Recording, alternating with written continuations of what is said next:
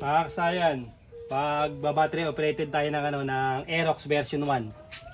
NMAX version 1, ganun din. Tapos yung Honda Beat FI, ganun din. Pagka nakabukas yung susian, patay yung niya, yung headlight. Pag binuksan natin, saka palang gagana yung headlight niya. Ayan siya. Gagayahin natin kasayan sa Honda Click. Ganito siya kasayan, no? Ganito siya. Pagka binuhay natin, hindi natin kailangan buksan yung yung susian. Okay na kagad siya. O, naka-battery operated na siya. Aalisin natin sa sa ECU. Aalisin natin sa ECU yung yung Aerox version 1. Ito siya kasayan, ha. I-ready na natin yan para mabilis lang nating tanggalin. Slide lang, ha, patagilid lang yung niya pagtatanggal ng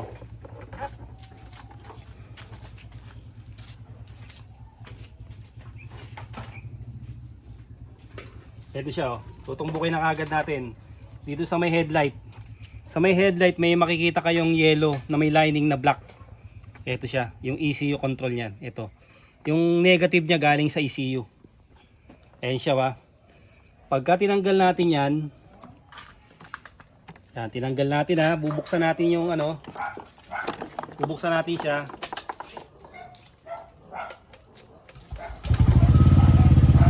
Walang headlight. Kasi ito yung negative niya, walang negative. Ito siya. Pag dinikit natin, saka pa lang siya magkakaroon ng negative. Ito siya, kasayan, ha. Tapos kasayan, pagka pinatay natin siya, bubuksan natin yung susian, ha. Nakabukas yung susian. I-test light natin, lalagyan lang natin sa positive na ating battery. Tapos tetest natin to. Ito siya. Ayan. Ayan yung niya na mahina yung ilaw, ayan. Hanggang sa maubos na yung niya, yung supply yan, napakahina. Napakahina ng negative niya. Pagka tinignan natin, ito yung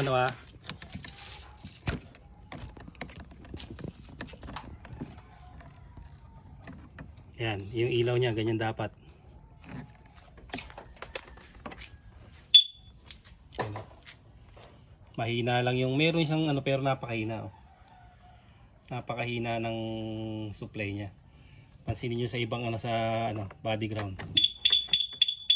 Ganyan dapat. Body ground, ayun. Ito siya. Ayan, napakahina. Halos walang supply, ilang volts lang yan. Ngayon, pagka binuksan natin, tsaka pa lang siya magkakaroon ng supply. Tsaka pa lang siya lalakas. Ayan siya kasay. Tsaka pa lang siya lalakas.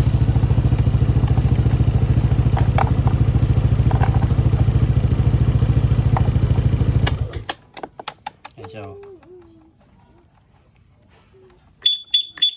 Yung dapat yung niya, supply.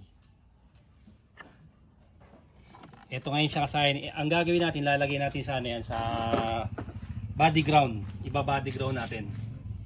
Itong pinaka yellow na may lining na na black.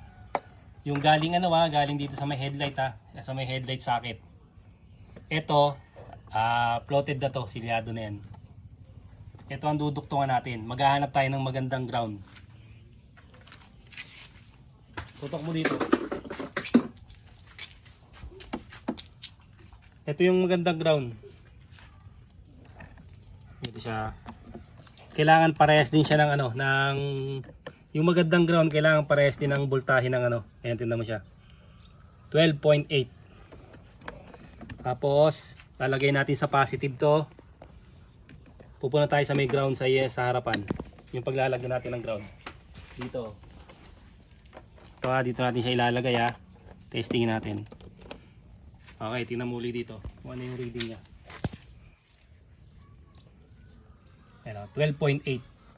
Ibig sabihin, ito yung magandang ground. Dito tayo kukuha ng ground. Kailangan natin ng I-terminal na tulad nito. Yan, i-terminal. Para solidong solido yung makukuha nating ano, ground. Gamit lang tayo ng Phillips screw.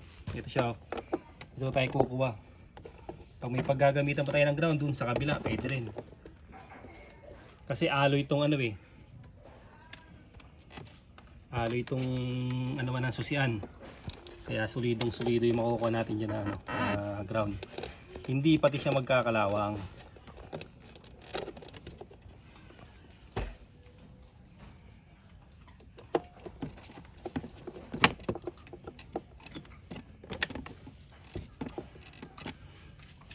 On the beat, nakapag ano na rin tayo nito. On the beat FI NMAX version 1, mga nakakabitan natin. Ay siya, saya na. Tapos pag binuway natin, kaya na kagad siya. Meron na kagad siyang ano, meron na siyang ilaw. Magagamit na kagad natin yung high and low. Naka-battery operated na siya. Ito yung kinuha na natin na negative. Tapos ito, titapan na natin to. Wala na tong pinaka ECU niya. Ito lang ang babaguhin nyo. Dito lang nyo titignan na itong socket na to.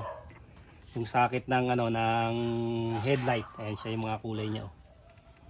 Ayan yung socket niya. High and low ng ano ng ilaw. Ganun lang kasayan yung pagbabattery operated ng Aerox version 1. Ganun din pati sa ano Honda Beat, iba lang yung kulay. Sa NMAX parehas din ito. Nilipat natin sa body ground para mas malakas yung negative niya. Hanggang dito na lang mga kasayan. Salamat sa panonood.